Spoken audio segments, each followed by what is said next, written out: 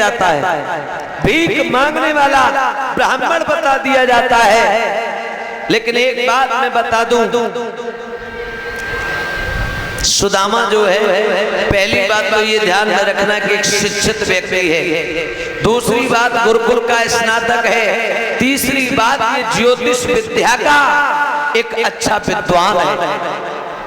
हाथ में जो चना आए ना, सुदामा समझ गया ये कन्हैया मेरे साथ जा रहा है और ये चना मैं वो लेके जा रहा हूँ जिन चनाओं को ये श्राप लगा है, इन्हें चाहे इंसान खाए चाहे भगवान खाए, वो एक न एक दिन दरिद्र हो जाएगा, गरीब हो जाएगा।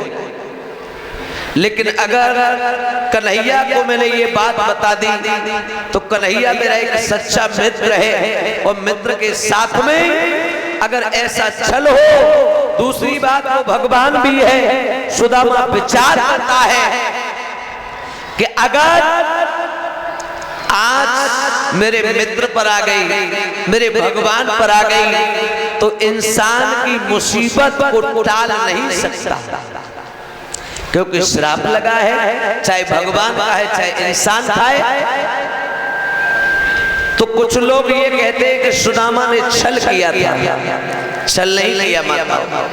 सुदामा ने, ये मेरा व्यक्तिगत विचार है कि उस सुदामा ने सोचा होगा कि एक इंसान पर मुसीबत आ जाएगी तो कन्हैया मेरा भगवान है, वो टाल ले जाएगा, और स्वयं भगवान पर मुसीबत आ गई तो आज इंसान की कोई हैसियत नहीं जो भगवान की मुसीबत को टाल दे, मुसीबत से पार कर दे।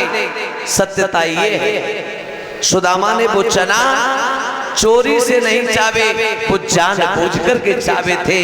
ऐसी मित्रता थी कृष्ण और सुदामा की कि वो चाहता था मेरे पर मुसीबत आ जाए लेकिन मेरे कन्हैया के ऊपर कोई मुसीबत नहीं आनी चाहिए, ऐसा भाव सुदामा का। लेकिन एक बात और मैं कहूंगा,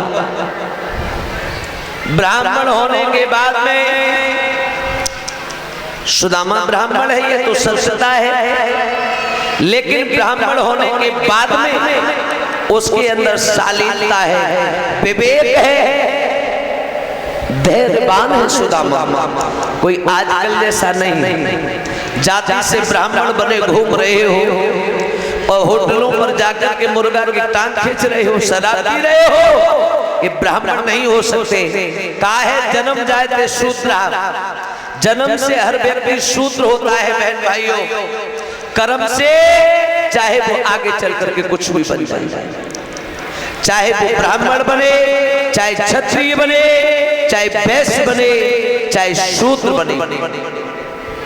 आजकल देख लिया होगा ब्राह्मणों की दशा क्या है, सब परिचित है। आजकल हर सोशल साइट पर ब्राह्मणों की विद्वानता चल रही है, आप लोगों ने देखा होगा, ये ब्राह्मणों की विद्वानता है।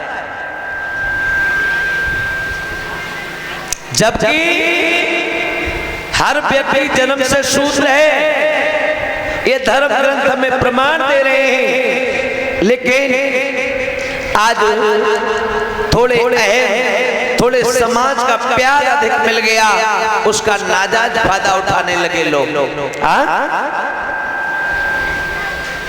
कोई अगर आगे बढ़ता है तो आज इन लोगों से देखा नहीं जाता।